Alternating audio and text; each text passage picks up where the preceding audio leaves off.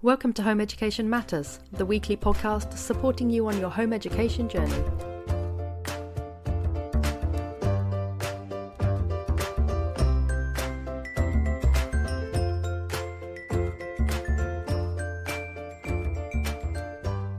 Hello and welcome to another episode of Home Education Matters, and today I'm joined by Julie Barker from Faregos Exams and Tuition, and we are going to be talking about access arrangements. And I know that there will be some of you listening who maybe have quite young children that you're home educating, and you're thinking, this woman is obsessed with exams, because a lot of my podcasts are about exams, or they are subject walkthroughs about exams, or it is exams, all your exam questions answered, or it is looking at exams from the exam centre perspective. But when your children get to really the age of about 10 or 11, when you home educate, your brain starts shifting to the panic levels that are, oh, I am the single point of failure here for getting my child through exams. And it's a very different experience putting your home educated child through exams than it would be if you had a child in school, where you kind of hope and assume that the school are going to take responsibility for all the exam procedures. But as a home educated parent, you do need to know, what the run-up is and the things that you need to be able to advocate for. And one of the biggest things, I think, is access arrangements. And I know that it is complicated, and I know that it changed recently and also changes a lot. And I know that a lot of our listeners and a lot of home educators find it a very difficult and a very complex, but a very necessary part of their exam journey. So I'm really pleased to have Julie on the podcast today. Julie, of course, those of you that don't know, I'll give you a little rundown. Faregos is home educated exams, an exam centre for home educators, and it's run by home educators. And it was, as far as I know, it's the only exam centre that I know of in the UK that is a purely home ed venture. But Julie can tell us more about it. So Julie, first of all, thank you so much for coming on the podcast, and do tell our listeners a little bit about yourself and your home education journey, and then about the history of Faregos. Thank you. My name's Julie. I live in Hampshire, in fact in East Hants, near to the Sussex-Surrey border. And I am described as a mum of many, and I have a large family, both birth children and adopted. We were foster carers for many years.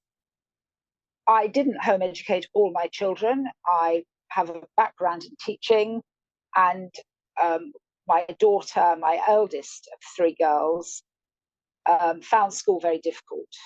After a long saga of trial and error, I pulled her out of school to home educate when she was 8. And in those days, there was no real internet groups, no Yahoo groups really to start with even then. And one wrote off to home education organisations with a stamped address envelope, and if you were lucky, found a few local home educators. I joined a group not in my immediate area, but in the Fareham area in South Hants, and they became my friends. They became my daughter's friends. Those 8-year-olds are now all in their 30s. Some of them married each other and have children, and I'm still there. Home educating my own daughter wasn't in itself, as I had a teaching background, particularly challenging. I subsequently had another son out of school for a few years as well. But it was when we came to think about exams that the situation changed. And in those days, Cambridge, CIE, banned all private candidates from exams. And in order to actually enter a CIE exam, we had to travel 250 miles to Rochdale and sit exams in a tiny centre that had been set up then, which still does run, but for Cambridge exam boards only, and in a slightly different place near Manchester. And it was rather elaborate because we had to register as internal students in order to become members of the so-called school to get around the then regulations. It's interesting, I think, how things must have changed since you first started in the whole approach of exams in home education. I know that I did a podcast recently with a mother who home educates, who also was home educated herself. And so obviously this was quite a while ago, and she literally went to her old school the headmistress's office and sat by the fire at the coffee table and did her exams with the headmistress. And things have now changed where we now have exam centres, private exam centres throughout the country, and it must feel a very different change for you, having seen it from the very early days. Yes, it has changed. I sometimes think that parents don't realise how lucky they are if they do have exam centres within 50 miles of where they live, because that was not the case. There were, like you've just described, some old schools, in inverted commas, of students who did allow them to go back and sit there, perhaps not always by the fire. And otherwise, it was very pot luck. But it was the ridiculous journey involved, the fact that we as a home ed group had moved from being a little family support group to being a parents co-op, really, with myself doing the maths teaching and my friend the English teacher doing the English teaching. Then GCSEs became on the horizon. We did the Rochdale trip 2 years running and then thought there must be a better way. I approached an independent school in Portsmouth, which, under a previous political initiative, long gone, was persuaded by that PPP scheme, which stood for Physics, Playing Fields and Private Candidates, which was in an attempt to try and keep the charitable status of independent schools, which was then in doubt.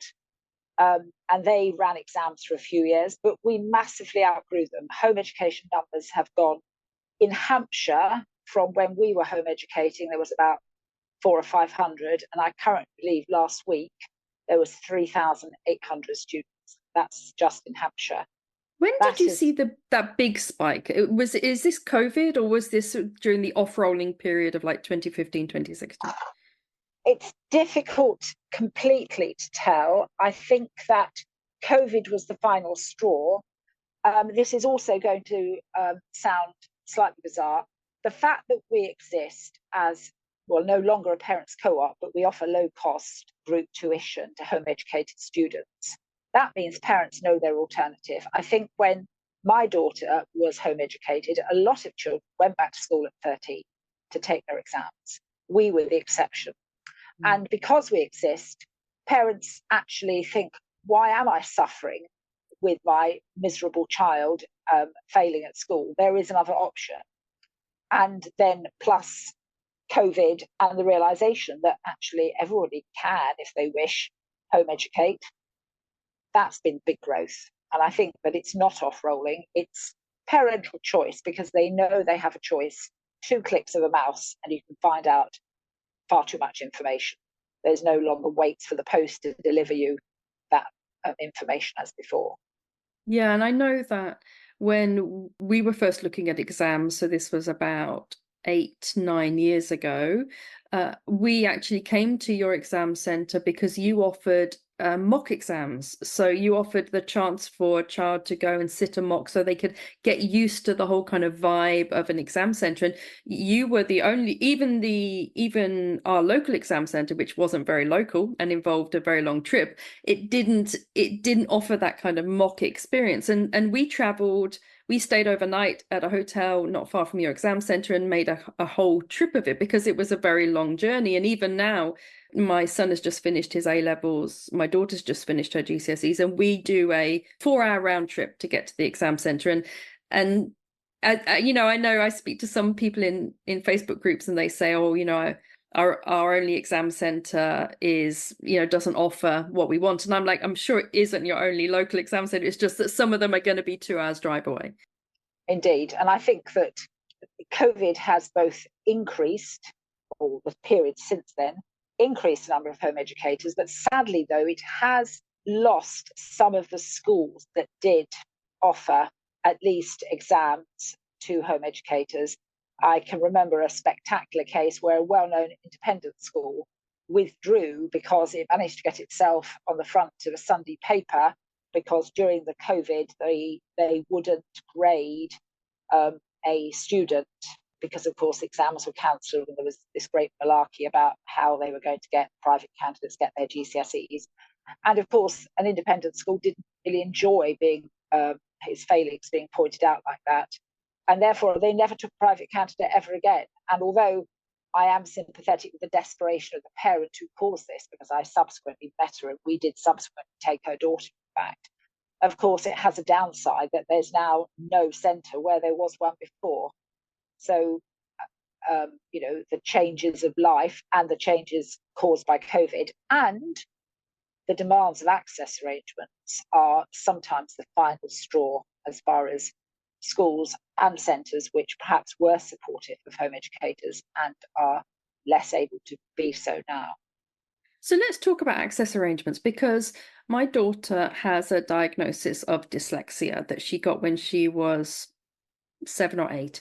And I very naively, when she first sat her exams, this was around about 2018, first started sitting them, I very naively thought that this dyslexia assessment, I actually had 2 dyslexia assessments because I didn't believe the first one, so I got a second one done.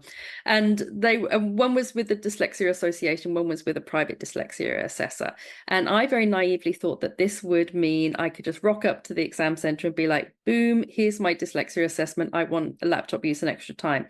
And her first exam was during COVID. And at that point, we, which I know has now changed, we had to pay a lot of money for a dyslexia assessment through them, which I know people on this who listen to this podcast have heard me moan about this story, so I apologize for saying it again.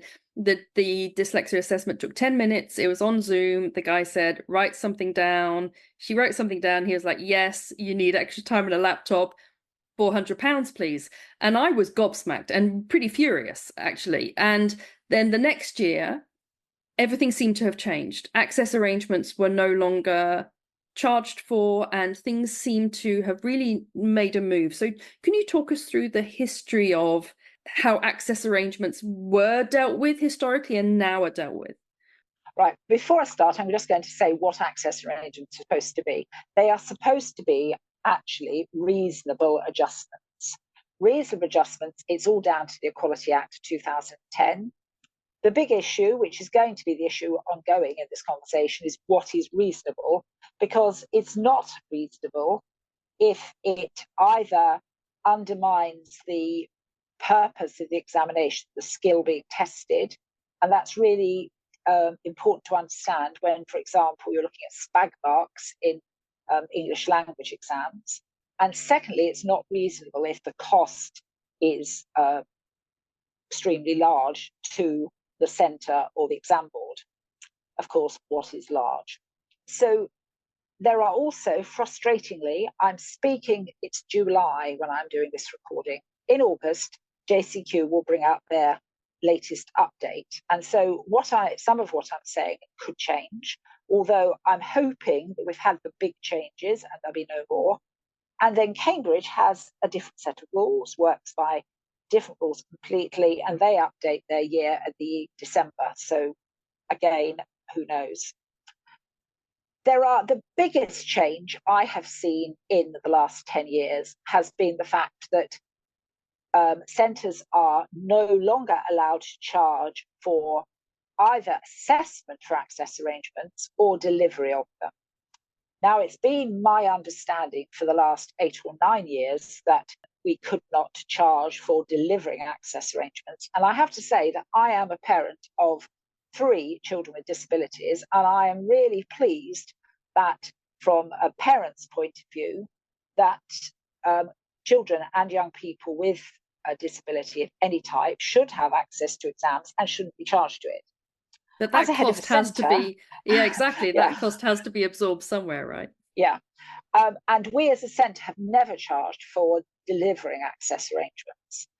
What has changed is now that's been applied to assessment. And as a centre, we use an external assessor. She is wonderful. She has the right qualifications, and she charges us very little. And we used to pass that very little on to the candidates, but for the last 4 or 5 years, we've not been able to. So we have to absorb that. That is a tremendous expense. And I am speaking for ourselves, but I know that that must be a tremendous expense for all exam centres.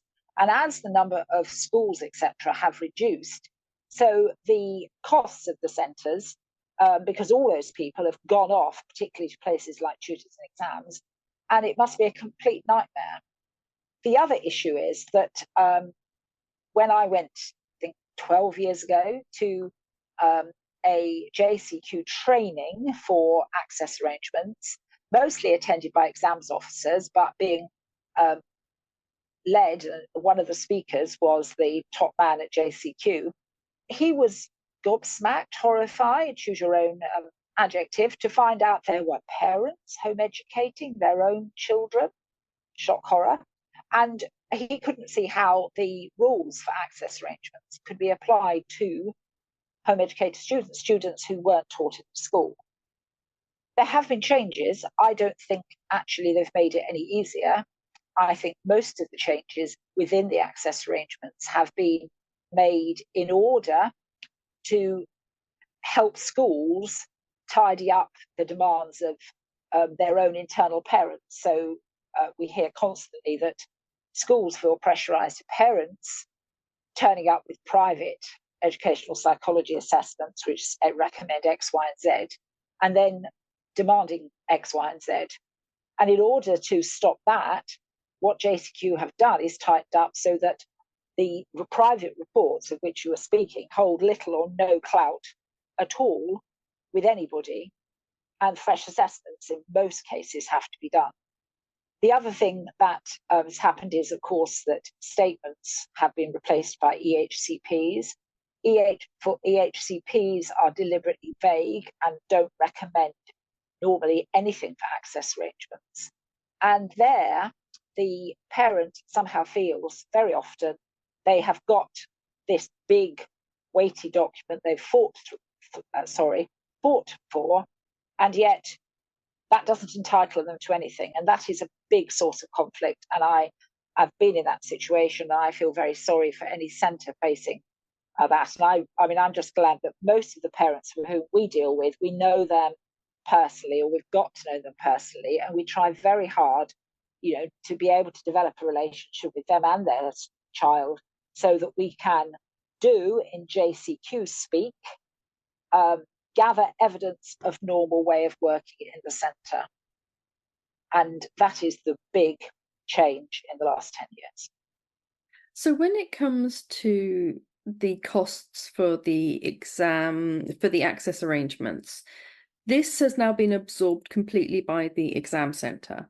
Did you then feel that you had to put up your prices overall in order to be able to just carry on existing as a business?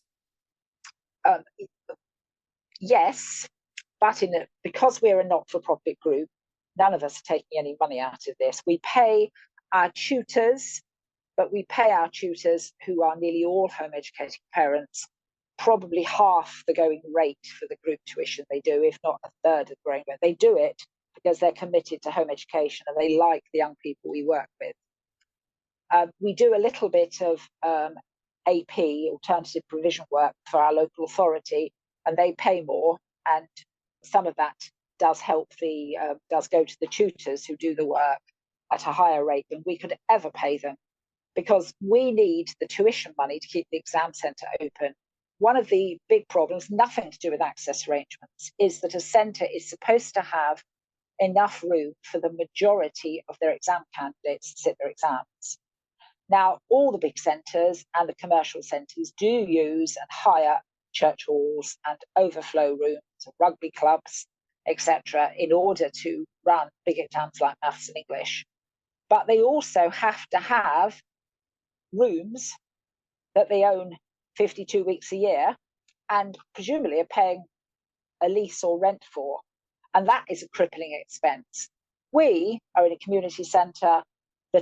The classes occupy the rooms so that when we need them for exams, we now can move the classes online or into another room, and that room is available for us to hire from the exam centre because we're already hiring it. If we didn't do that, then we would be full of Tai Chi and Pilates classes, and we would not have premises.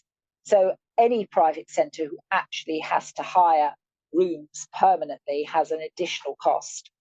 On top of that, there's access arrangements.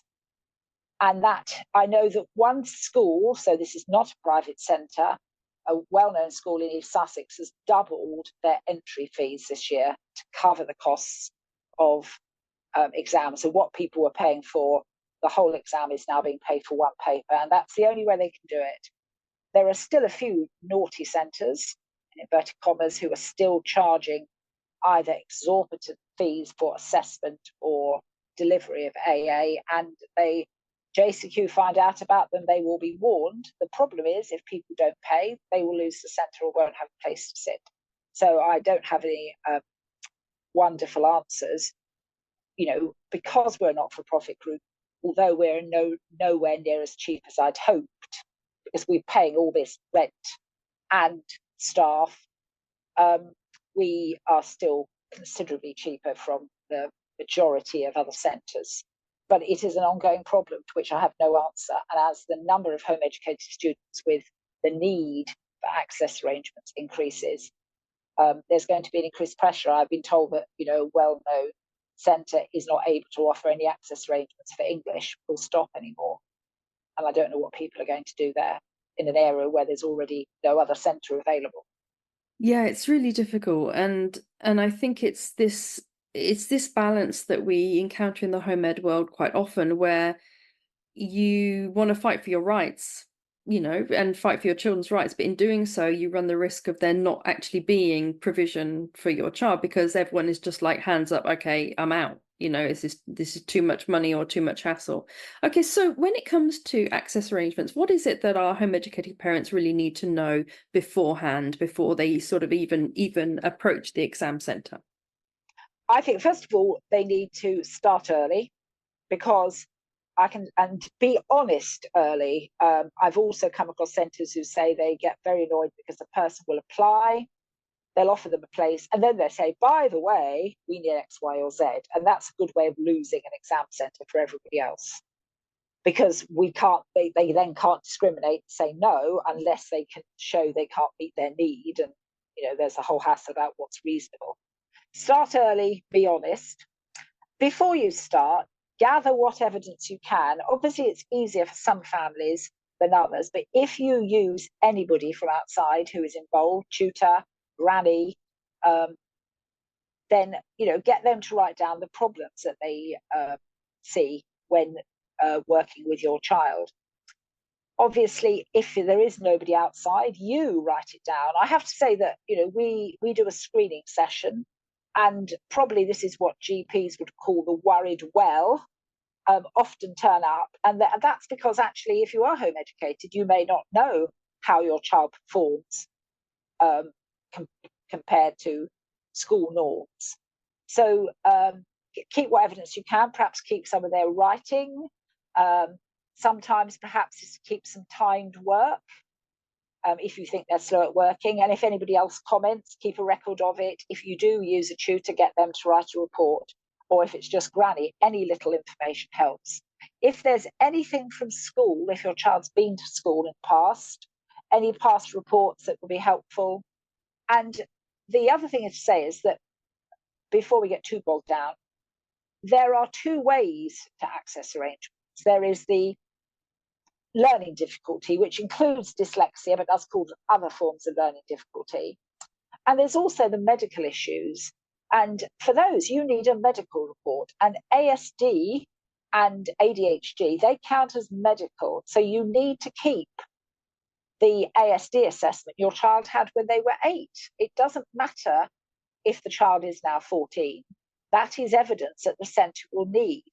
And I'm quite staggered. I may not be the most organised parent, but I do have the original diagnosis letters for my children, and I've kept them because that is enough, actually, to tick one of the boxes. So start early, be honest in your communication with the exam centre, and keep evidence, amass evidence, keep the medical reports, keep school reports, that kind of thing. Yes, and that's the first start. The second start is, of course, it depends then centre by centre. We have tried various things over the years. We invite everybody as early as we can in the exam year, so in the academic year, so it'll be early in October this year, to come to a screening meeting where we carry out bulk screening of everybody who turns up, and it's group spelling and reading. Nobody has to read or spell out loud. They're just standardized tests. We also ask then the parents to bring in that information if they haven't sent it to us already. And then we also try and have a question and answer session. We then look at that data and say, oh, Johnny has an ASD report, so we don't need further assessment. But somebody else, Jane, may have low standardized scores. That testing is quick testing, it's 15 minutes or so. We'll use that to then speak to the parent, book a one-to-one assessment with our PATOS assessor, and we will take it from there. After both stages, though, when you have the medical evidence, and if eventually the aim of the PATOS assessor is to produce what's called a Form 8, which is what a JCQ exam, which is everything except for Cambridge, will need if it's a learning difficulties route. And that has standardized scores, and they have to meet the requirements, which do change a bit. It used to be one score of 84 or below for extra time. Now it has to be 2 or more scores from 2 or more different areas, so they have tightened up. We try and then have the normal way of working in the centre, because I, as the head of centre, have to tick the box for Joe Smith or whoever to say using a scribe is a normal way of working in the centre. We would get them in and make them work with scribe. Sadly, every year we end up finding some people, particularly people who we've taken from another centre or often people with medical issues. Their child's got ASD. Somebody thinks they need a scribe. We have some evidence they need a scribe. Their tutor thinks they need a scribe. And then they come and they won't speak to the scribe.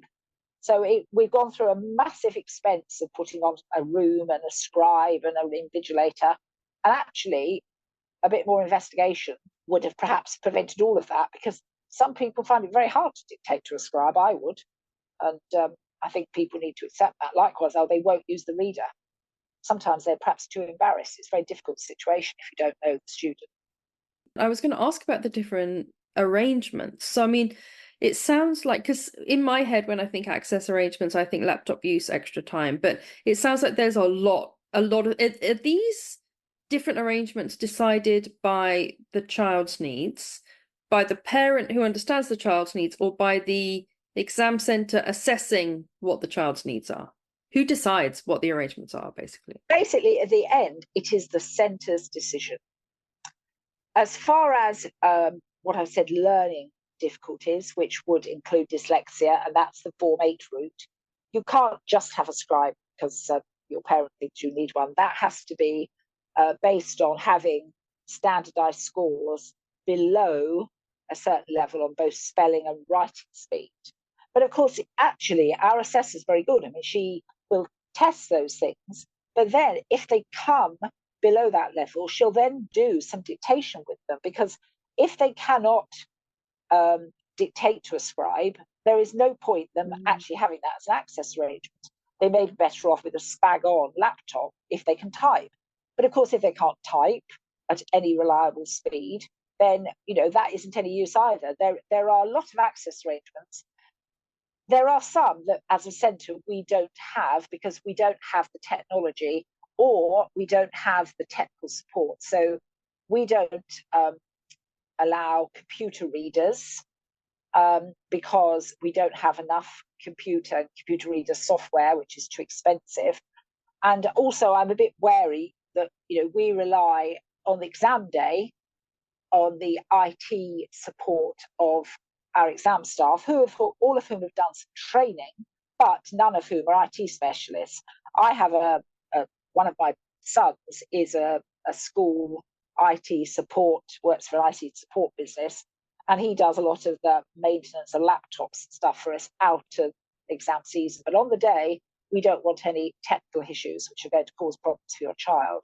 Therefore, we don't have computer readers. We do have reading pens. But there's no point being able to use a reading pen unless it is your child's normal way of working. And it helps because, I'm obviously not dyslexic, but it sounds like a strangled Dalek to me. But no doubt for people who really would benefit from them, that's great. But they cost us £300 something each. we have a limited amount. We want them to go to people who will benefit from them, not people who would qualify to have one but never pick it up because they don't like it any more than I do. So is it then operated on a first come, first served basis once they've been assessed? To a certain extent. I mean, everybody has a capacity for exams. We work slightly differently from some of the other centres because we're in a community centre. We have, believe it or not, the luxury of using 2 bars. Now, this doesn't mean candidates can have slide gin, but it does mean that Or the parents. or the parents, or the invigilators are the ones who probably need it most. They have carpet on the floor, soft furnishings, and they have, bar type nooks, if you understand, if it's a nook or a cranny, I'm quite sure. That means we can put 3 or 4 students with readers and scribes in each bar if we have to, without them disturbing other people. Plus, a couple of years ago, a grateful parent paid for screens for us.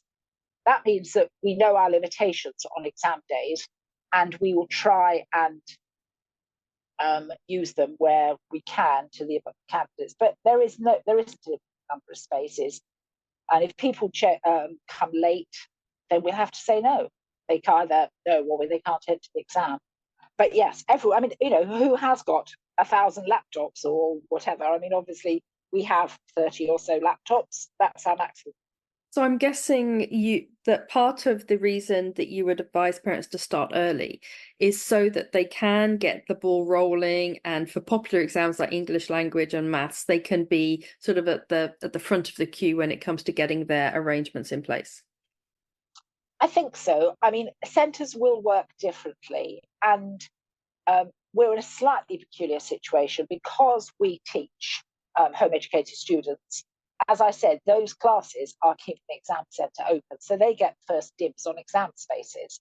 That doesn't mean to say they get first dibs on access arrangements, but obviously they were the ones who would be easiest for us to accumulate evidence for because we're teaching them. So we'll have good opinions. We try and maximise the number of students we can get in. We've taken more than ever before, but this year we took 158 for maths, which was full. Maths, fortunately, doesn't tend to have people on laptops, and that's a lot easier than say English. And yeah, I mean, but we are quite clear. We don't take our entries on the basis of first come, first served. We have a priority list. Our priority list, personally, is students that we teach, students that we've had previous relationships. If your child's come every year to do an exam, we can't suddenly say no. That would be grossly unfair. And sometimes other connections to us or siblings of students who've been here a long while. But centres will have their own way. And I know that all the big exam centre chains announce they've run out of laptops. And the problem is most of them can only have one individual room for a scribe. We're fortunate, although we don't have individual rooms, we can fit, if they're available, and of course it is a community centre, they're not always, 7 or 8 people in the reader scribe rooms, but that's the limit. And everybody's going to be in the same boat. So starting early and being honest and open with your exam centre, having evidence, amassing evidence, what other advice would you give to our home educating parents when it comes to access arrangements? I think that the biggest problem is sort of what you said back in the beginning. You thought having a dyslexia diagnosis was the evidence. And first of all, it isn't. Medical evidence, i.e. an ASD assessment, etc., is or an EHCP, is a very big part of the evidence, but from then it's all on normal way of working. And that may mean your child does not get what you think they're going to get at all. And secondly, if it is, you have a diagnosis, you do not need a diagnosis for access arrangements. You do not need to know your child is dyslexic. To get extra time, you need to have evidence of slow processing, whatever the need is, or whatever the cause is. So I think that people often rush out, either pay for a lot of assessment, unnecessarily, or think because they've got an EHCP, that is going to open all the doors they need. Everyone will do their best, but it isn't just what's available, it's actually proving what the student will actually need. And if the child had been taught in school, you may find that even though they had an EHCP, they still wouldn't get a scribe or a reader because they wouldn't actually be using it. And I think that's one of the other changes, actually. I have mentioned Reader now it is at Cambridge, but it isn't based on low reading scores anymore. Speed of reading does not get you a reader. Reader is a little box that you tick because you have normal way of working in the centre, not any score. And therefore, again, that is a big hurdle for outside people. But it's a hurdle in school because how many people have somebody sitting with them in class reading to them? Very few. So these parents, any parents listening who maybe don't use tutors and they don't go, their children don't have these kind of connections with people who can say this is their normal way of working. Is that then on the parent to then liaise with the exam centre and say, how do you want to screen her? Like how are we going to prove that they need a reader, for example? That is a big question. I know as far as we're concerned, we have got that sorted. Some centres may actually, despite, and this probably is entirely legal, but and we would not want it, they may insist you go away and pay for separate evidence in order to have something to bring to them for them to assess you all over again. I think families will really have to speak to the centre. It may well be, I know some centres, this is not us, will expect somebody to do a course of tuition with them in order to gain that information. And of course, they could justifiably charge for that because it isn't, it's tuition rather than assessment. So really, it's speak to the centre and try and fully understand what they're saying, try and get it in writing, because we all listen to phone calls, think we've got the right end of the stick. This probably will apply to people listening to this conversation too, but actually we haven't fully heard the whole conversation, or we haven't fully taken it in. And I think if it's set out in an email, you need to do X, Y, and Z, then both parties will be clear. And I think that if you're asking, for example, for a separate room, you need to say, am I definitely going to get one? Or am I definitely not going to get one? Because some people seem to be hearing different things to what I'm sure centres are saying. And I think that that causes a lot of distress, possibly could be avoided by a bit more honesty at the beginning. Do you have any rights to access arrangements? By which I mean, if you have liaised, you and I, we're both on the same Facebook groups, so we've heard the same stories of people who come on the Facebook groups and say, my exam centre said my daughter would have X, Y, Z access arrangements, and then on the drive to the exam centre or the night before, we're told that they're not available. Do you have any kind of recourse when it comes to that? It's tricky. Special consideration, which I should just add for those who don't know what that is a small amount of marks which is added after the exam under certain circumstances of illness, but can also be added for failure of a centre to provide previously approved access arrangements. But actually, it's a very small percent, so I don't think that helps in the slightest. I think that, like you, I've read the same Facebook groups. It's very difficult if the laptop breaks down, or the technology breaks down the night before, and it's really hard to know what the recourse is, because I suppose some centres will have spare, and because special consideration as well is a very vague process, so we never fully know in some cases how many marks have been added, so we never know whether that special consideration would help in those circumstances to any realistic amount. Sometimes I think it's and that's a specific situation. Sometimes you find they haven't been applied for, and I think that's clearly either a massive breakdown of communication, failure on the centre's part to actually apply in the first place. The parent then has no recourse really, because they obviously didn't have the proof. It's not like they've been sent the proof they've applied for, which is a different situation. I suppose one could ask for a refund from the centre, although I don't know how that would go down. Obviously, if there's a tech failure during the exam, so if the laptop breaks down, there are ways around that. They would either end up redoing the exam if they haven't left the building, left secure conditions, or the if it was a two-paper exam, the paper could be ignored and the second paper marked. But I think the thing is that perhaps this is a reflection of society, and I'm not trying to preach, but we've all got into a situation where, parents of children with any special need, and I am one of them, we have learnt to fight for our children like bulldogs. And, I meet people like that all the time. I have been one of those who are so fed up with how they're being let down in school and all the terrible things that have happened, and sometimes consequently the mental health problems of their children.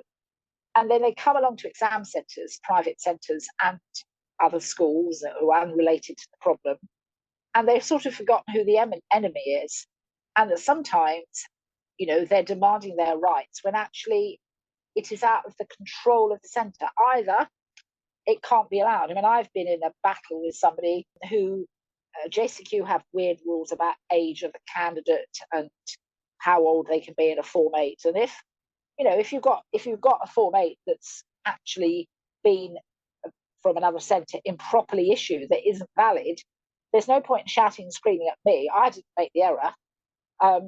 And I think that sometimes perhaps we're all too driven by rights. Is trying to work with a centre alongside them to support your child in the best way possible. And sometimes it may be perhaps they need to defer for 6 months when they can get, autumn sessions are often quieter, for example. There'll be less battle for those individual rooms. Yeah, I think that's a really good point, and I think you're right that quite often we can take our defensiveness into a form of attack and direct it towards the wrong target. You've mentioned a few times about Cambridge and JCQ, and I know that from my own personal experience, I know that there are slightly different rules when it comes to access arrangements for Cambridge exams and then for basically all the other exams. So could you talk us through that a little bit? Yeah, I mean, there are a lot of minor differences. The biggest differences are this. For any JCQ exam, so the other exam boards, use of a word processor, that's a ordinary word processor, isn't actually an access arrangement. It is considered a centre delegated thing that, and JCQ, all they say is every centre needs a policy. They don't care what the policy is. The policy could be no laptops. The policy could be every student in the school gets a laptop. It just has to be a written policy, and JCQ come and inspect them. So that means that some children go to a centre for a JCQ exam and can have a word processor because it's their normal way of working, or it's the way they want, and the centre's got some laptops, and that's fine. A CIE Cambridge don't recognise that. It's an access arrangement. So it needs to have either recognised unreadable handwriting or a slow writing speed or a medical physio letter, etc. That causes huge muddle because people say, well, I've had it for this exam, and now you tell me I can't because I'm doing Cambridge environmental management or something. And that is one thing difference. The other thing is Cambridge is quite old-fashioned because it is much more the most international exam board. Therefore, they don't really understand or recognise, although they do, EHCPs. They really love standardised scores. So they will allow UK students with an EHCP to have an access arrangement, but it's only one. So if you wanted a reader and a scribe and extra time, and of course you'd need extra time if you had either of those, you can't have that if you've got an EHCP or a medical diagnosis. You need standardised scores. So that means sometimes people who do not need for a JCQ exam any assessment have to jump through the hoop and be assessed in order to get different access arrangements to what Cambridge would allow. And that is a real confusion to everybody. So extra time would be fine, but not that and a scribe, or not that and a word processor, unless you had other evidence.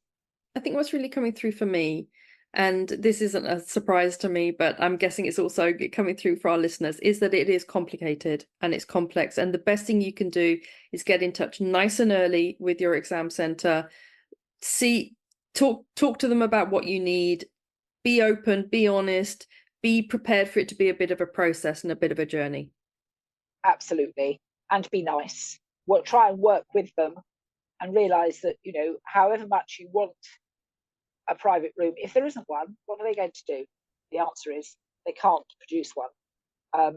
Perhaps there's another way. Perhaps you can delay for a few months or find some other way of helping your child manage going into a main room, perhaps wearing ear defenders. That can help sometimes if it's noise, or some other sidestepping arrangement.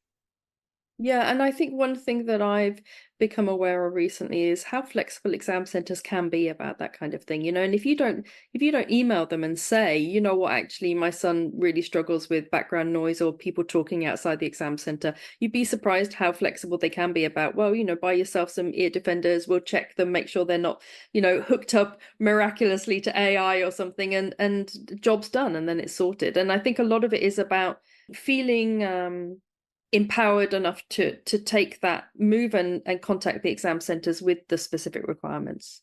Yeah, communication is definitely the way forward. And, as I say, communication and in writing, so there is no problem with misunderstanding on either side. I think also try to sort out in advance. There's no point in leaving it at the last minute expecting it to happen. And some people, I think, they want to get their children entered first, and then because they know if they explain the difficulties beforehand, they feel they might put them off. And actually, it has the other way, it works the wrong way around. So don't do that. Okay, so I feel like we've covered access arrangements really nicely, and I really appreciate you coming on and talking us through that. Before we finish up, I really wanted to take the opportunity, because Faregos is the most famous home ed exam center, right? I mean, it was the only home ed exam center realistically, and it's the most famous one. And you yourself are very well known in the Facebook groups. You've been going a long time. So I wonder whether you could, just before we finish, give our parents maybe like your top 3 tips for exams. So not necessarily access arrangements, but just what would be, from a personal perspective and also from running this exam center for so long that has helped so many people, what would be your top 3 tips for our home educating parents who are launching into exam seasons? I think plan ahead.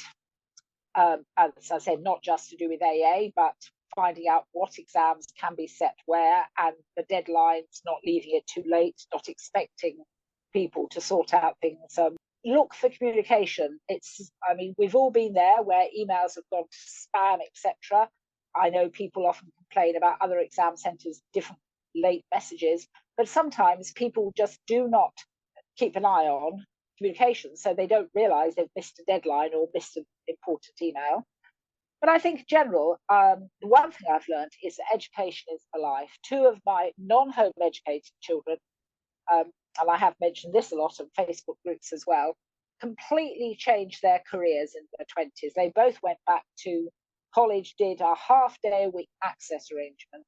Sorry, I'm obsessed with access arrangement. Access course, access to higher education. Those courses both changed their lives. They've both gone on into 2 completely different careers, and both of them did have GCSEs. They had, in one case, rather poor A-level results, and that son did this access course, went off to university, got a first, is loving his completely changed career. I think that it's not really just all about exams. It's about realizing that there's always education out there, and that people's choices change. My son, who is now an ITU nurse, was a muddy scout who wanted to work in outdoor education at 16, couldn't see beyond that. And, he's now in his 30s, a top ITU nurse, just a completely different 18-year-olds, 60-year-olds. Boys don't decide to be nurses, I think.